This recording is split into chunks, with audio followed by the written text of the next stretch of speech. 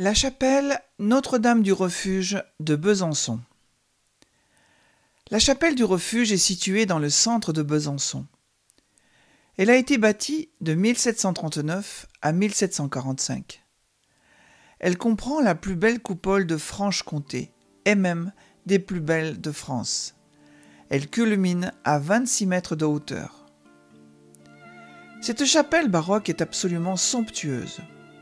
Elle possède deux chapelles adjacentes, la chapelle des religieuses et la chapelle des pensionnaires. Surmontée d'un très beau dôme en tuiles vernissées, elle possède une façade en courbe rentrante. Besançon décide de construire un édifice pour les femmes et les jeunes filles désireuses de se rattacher au christianisme, à la place d'une église plus ancienne, datant de 1690, qui fut alors totalement réhabilitée.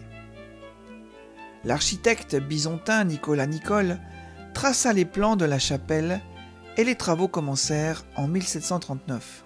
Fortement inspirée de l'Institut de France à Paris, elle fut baptisée Église du Bon Pasteur et prit par la suite le nom de chapelle Notre-Dame du Foyer.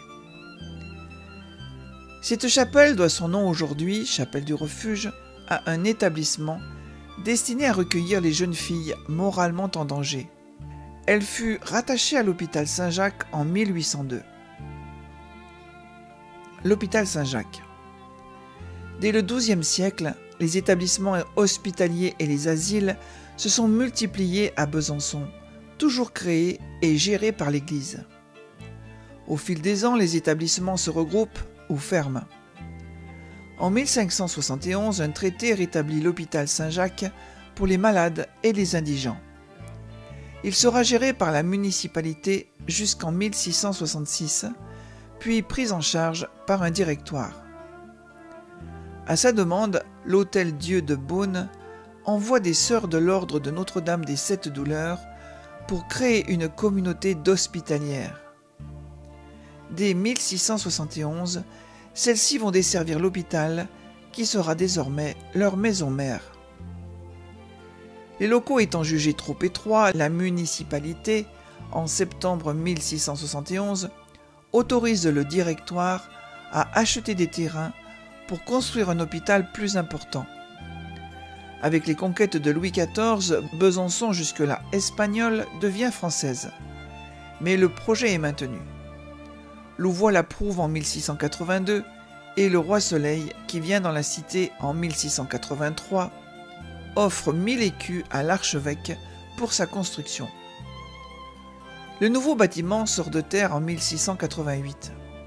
Une fois terminé, jugé moderne et fonctionnel, les Bisontins vont jusqu'à dire que dans leur ville, ce sont les miséreux les mieux logés. Au cours de son histoire, deux religieuses se distinguèrent par leur dévouement et leur courage. Sœur Marthe, 1749-1824, et sœur Marcelle Baveret, résistante, morte à Ravensbrück en 1944.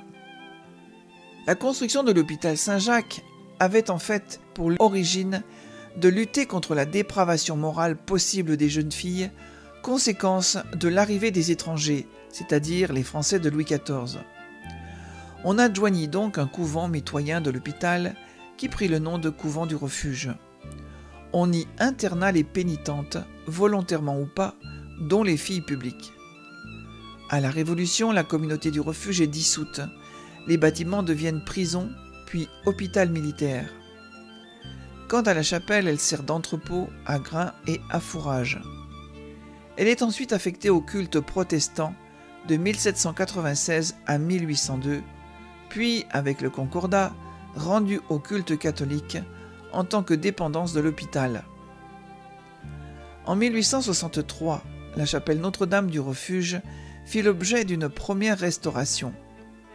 On y installa les faux marbres de Baldauf et l'on peignit la coupole.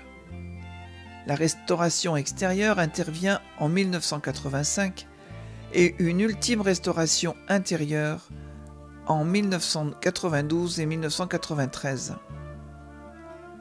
Prière à Notre-Dame du Refuge. Auguste reine des cieux et maîtresse des anges, vous qui avez reçu de Dieu le pouvoir et la mission d'écraser la tête de Satan, nous vous le demandons humblement. Envoyez les légions célestes, pour que sous vos ordres, elles poursuivent les démons, les combattent partout, répriment leur audace et les refoulent dans l'abîme. Qui est comme Dieu, ô bonne et tendre Mère? Vous serez toujours notre amour et notre espérance. Ô divine Mère, envoyez les saints anges pour me défendre et repousser loin de moi le cruel ennemi.